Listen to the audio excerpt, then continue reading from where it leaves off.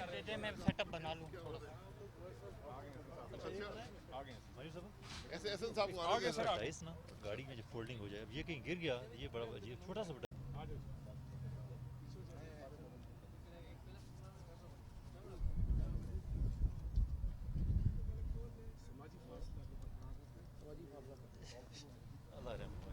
ये समाजी फासला नहीं है, जिस्मानी फासला है। जी शुरू करें जी।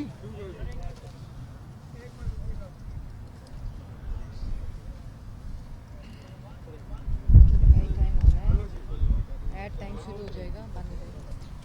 हाँ जी बता दें जब भी तैयार हो जी। चले जी शुरू करें, टाइम हो रहा बताएं है। बताएं जी, चले भाई, आप ना बताएं ना जिनके। और यार फिर तुम आगे यार ये लेके। ये हमारे ही है ना।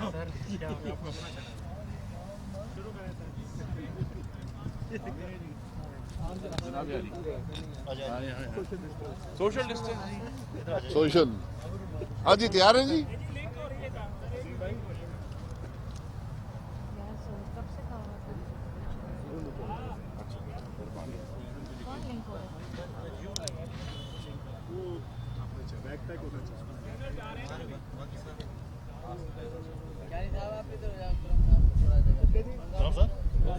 मेहरबानी जी।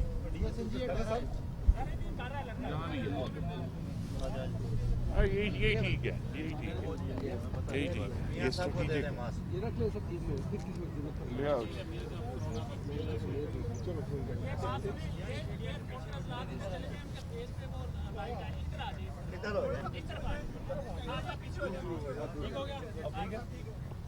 अब ठीक है।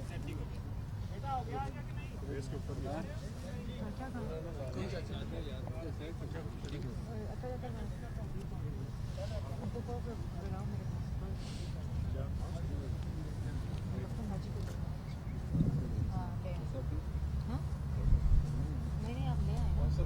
क्या रह गया भाईजान? हाँ साथ है ना। आपको पता ना है नाल इसके और बाद, नाल नहीं हो सकेगा कवर। प्लीज शुरू कर देना। शुरू करें जी। जी जी जी। जी बिस्मिल्लाह रहमान रहीम। आज जो डस्का में इलेक्शन था NA-75 का 19 फरवरी को, उसके बारे में मज़ीद बड़ी तशवीशनाक मालूमात सामने आई हैं जो सुप्रीम कोर्ट को भी मुहैया कर दी गई हैं।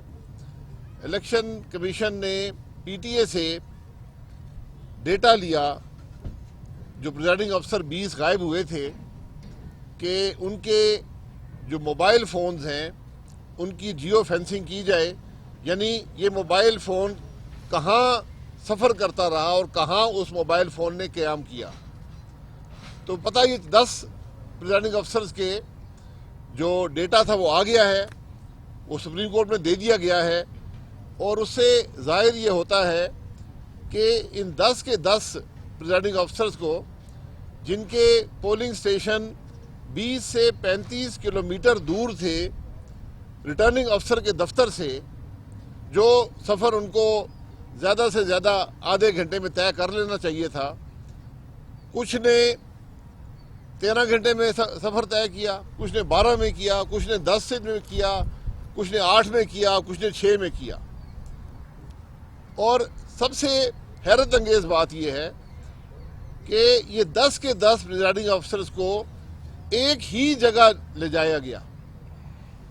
ये 10 मुख्तलिफ पोलिंग स्टेशन थे मुख्तलिफ इलाकों में, उन सब को एक ही मखसूस मुकाम पर ले जाया गया, जहां वो 8 से 13 घंटे तक वहां पर रहे। और उसके बाद उनको तकरीबन एक ही वक्त के मुताबिक सुबह के वक्त रिटर्निंग अफसर के पास पहुंचाया गया। ये हकीकत जो है एक बड़ी खौफनाक हकीकत है, क्योंकि अब बात सिर्फ इलेक्शन की नहीं है। बात यह है कि इस इलेक्शन को चोरी करने वाले कौन थे। हर प्रिजाइडिंग अफसर के पास हुकूमत की गाड़ी होती है, पुलिस मुहैया की जाती है, जो उसको पोलिंग स्टेशन से रिटर्निंग अफसर के पास वोटों समेत लेकर जाती है। ये اب الیکشن طے کرنے کی بات نہیں ہے, یہ تو پورا الیکشن مشکوک ہو گیا ہے. آج سوال یہ اٹھتا ہے کہ ان پریزائڈنگ افسرز کو اغوا کرنے والے کون تھے. ہم پہلے دن سے یہ بات کر رہے ہیں کہ یہ اغوا جو کیے گئے, جو اب ڈیٹا سے ثابت ہو گیا ہے کہ ایک منصوبے کے تحت, ایک ترتیب کے مطابق ان پریزائڈنگ آفیسرز کو ایک مخصوص مقام پر لے جایا گیا جہاں ووٹ تبدیل کیے گئے, اور پھر صبح کے وقت الیکشن کے ختم ہونے کے 12 گھنٹے یا 14 گھنٹے کے بعد ان کو وہاں پہنچایا گیا اور یہ الیکشن چوری کرنے کی کوشش کی گئی. یہ تو پریزائڈنگ افسر وہ ہیں جو پکڑے گئے. اب بات یہ ہے کہ جو نہیں پکڑے گئے ان کا جواب کون دے گا؟ جو ان کو پکڑ کر لے گئے وہ کون تھے؟ وہ کیوں یہ کام کر رہے تھے؟ آج حکومت جواب دہ ہے. آج الیکشن کو ایک طرف رکھ دیں. آج سپریم کورٹ پر لازم ہے کہ پہلے یہ پوچھے کہ ان پریزائڈنگ افسرز کو اغوا کرنے والا کون تھا. ذمہ دار حکومت ہے.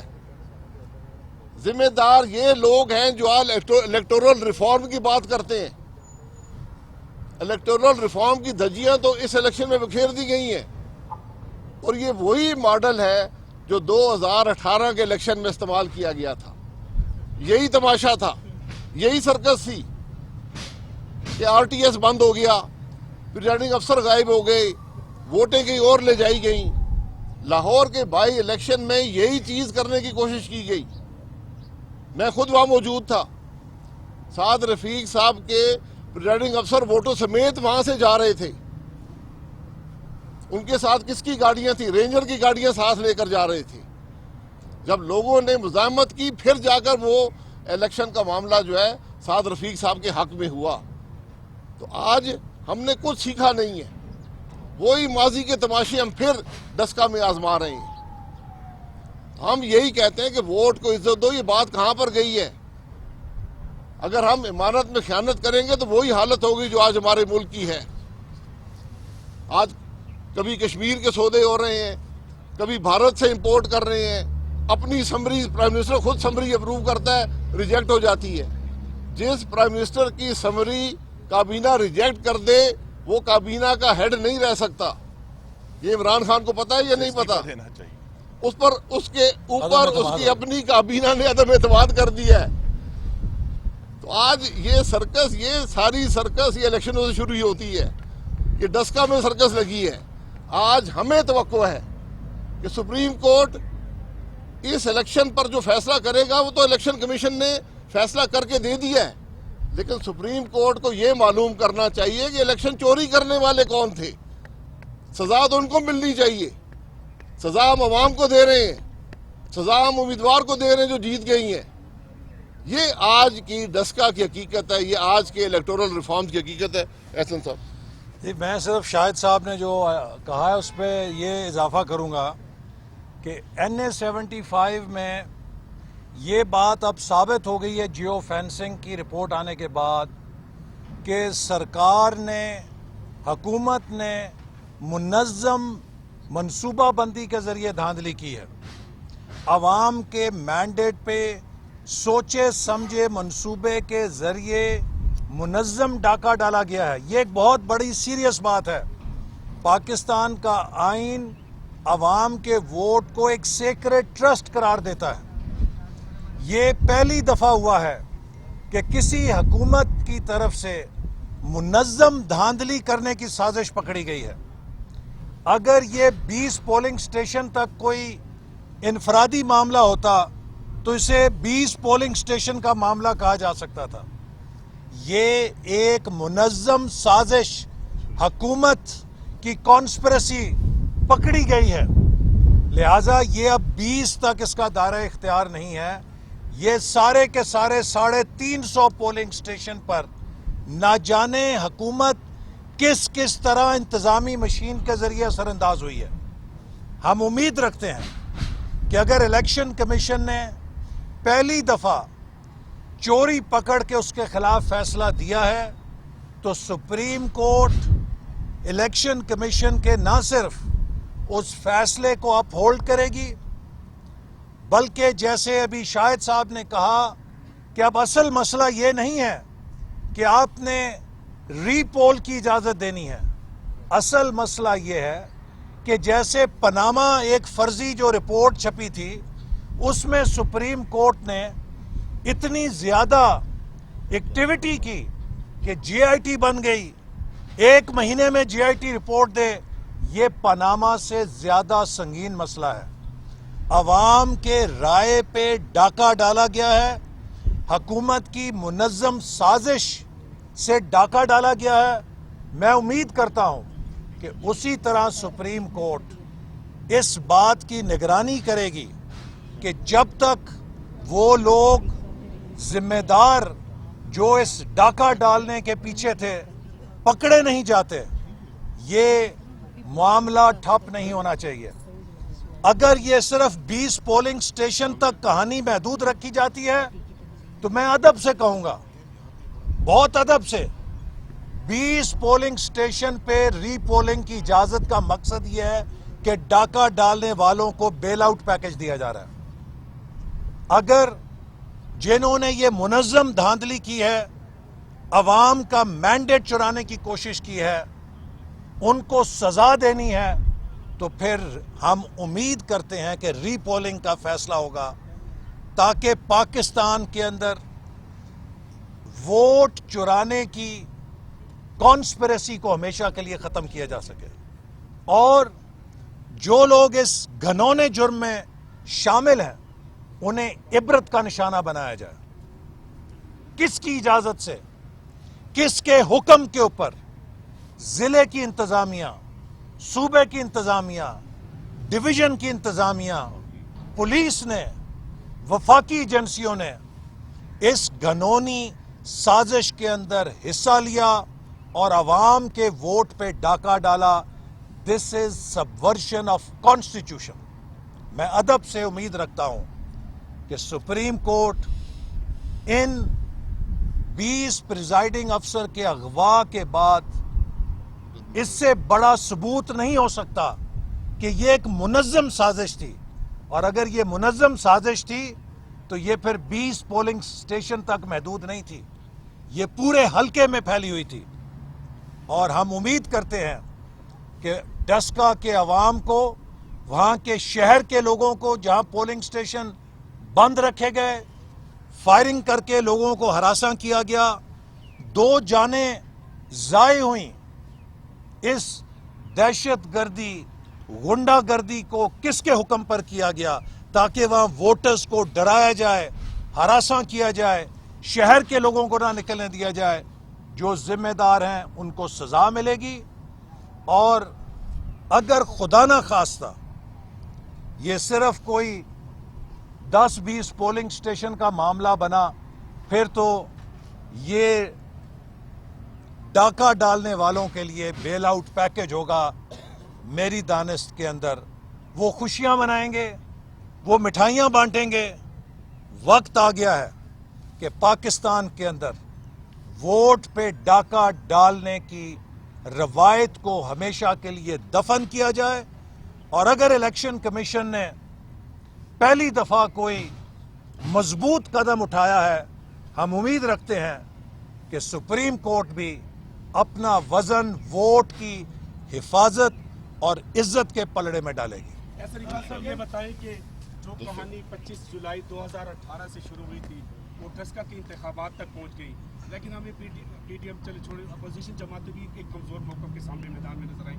آپ یہ بتائیں کہ اس وقت آزاد کشمیر میں انتخابات ہونے جا رہے ہیں, اگر یہ 25 جولائی سے ڈسکا تک کی کہانی اور گلگت بلتستان میں جو کہانی دیکھیے انشاءاللہ حفاظتی اقدامات کیا کریں گے آزاد جی, ہم اس بارے میں پوری حفاظت بھی کریں گے.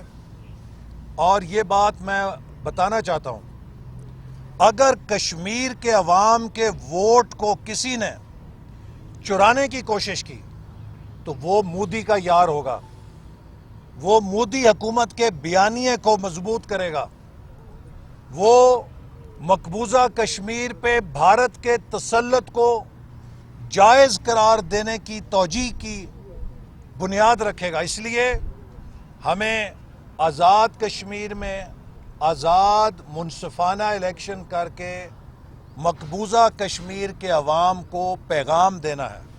وہ پیغام دھاندلی کا نہیں دینا, ان کی آزادی کا دینا. آپ نے کل دیا مسلم ٹی وی چینل پہ بیان دیا کہ سینٹ میں اپوزیشن لیڈر ہمیں قبول نہیں ہے.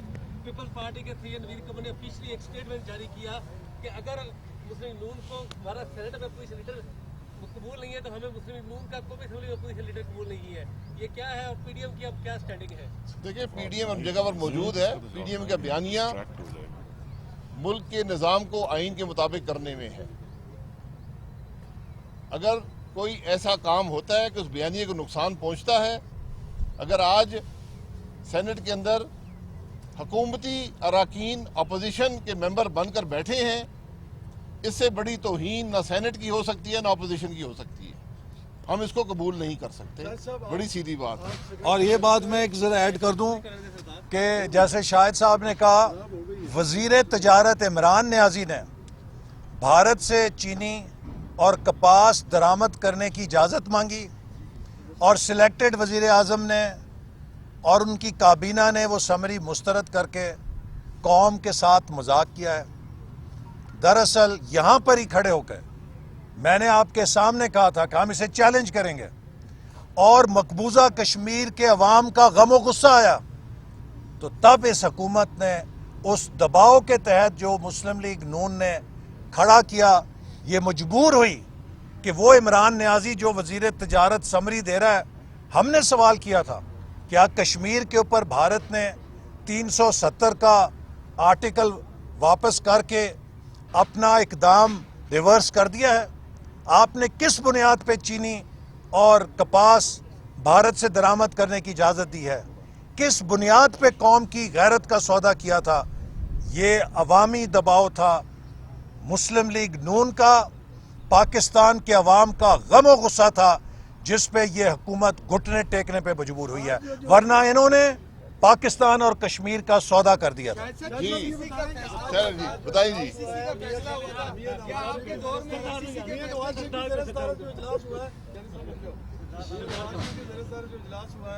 کیا اسٹریٹجی اپنائے گی پی ڈی ایم میں, کیا رول ہوگا نون لیگ کا, کیا پیپلز پارٹی سے رائے جدا ہو چکی ہیں اور اس پہ میاں صاحب کا کیا موقف سامنے آیا؟ دیکھیں, یہ مشاورتی اجلاس ہوتے ہیں, یہ اکثر ہوتے رہتے ہیں. آج بھی ہوا ہے, 2.5 گھنٹے کا مشاورتی اجلاس تھا, بہت سے ایشوز ڈسکس ہوئے. ایک ایشو ڈسکس آپ کے سامنے رکھ دی ہے.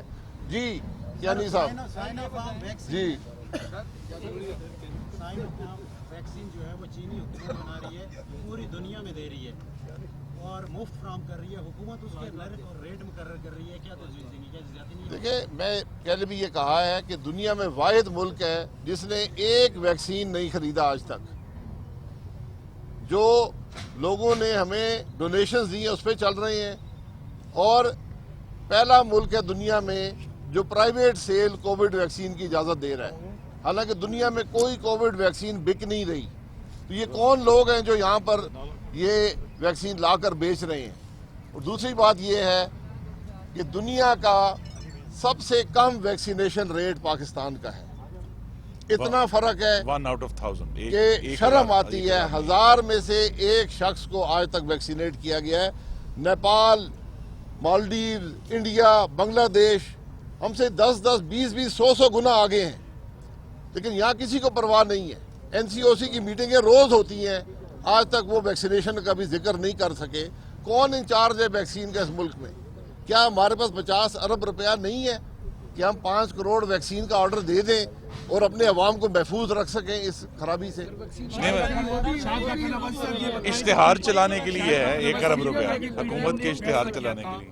پی ڈی ایم نے ایک فیصلہ کیا تھا کہ پارلیمنٹ میں حکومت کے ساتھ تعاون نہیں کرنا, جو وہ کمیٹیوں کا اعلان کریں گے. اب آپ ہمیں صاف بتائیں کہ پارلیمانی کمیٹی انتخابی اصلاحات بننے جا رہی ہے اور کل حکومت اپوزیشن کا 2:30 بجے اجلاس ہو رہا ہے, اس میں کیا پی ڈی ایم کی جماعتیں شامل ہوں گی اس اجلاس میں؟ حکومت اپوزیشن کا کوئی اجلاس نہیں ہے.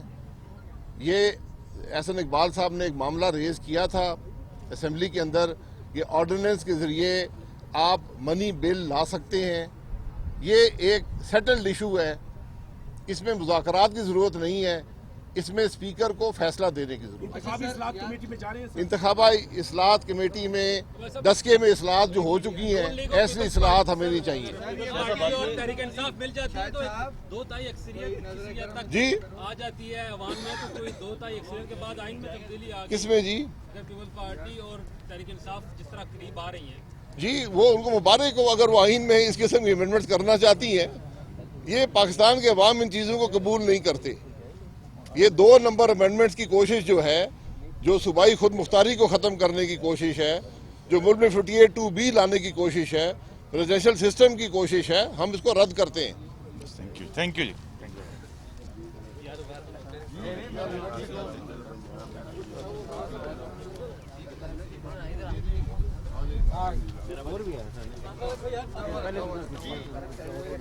آپ روز کرا سے آتے ہیں میرے بھائی آپ سے زیادہ حاضری آپ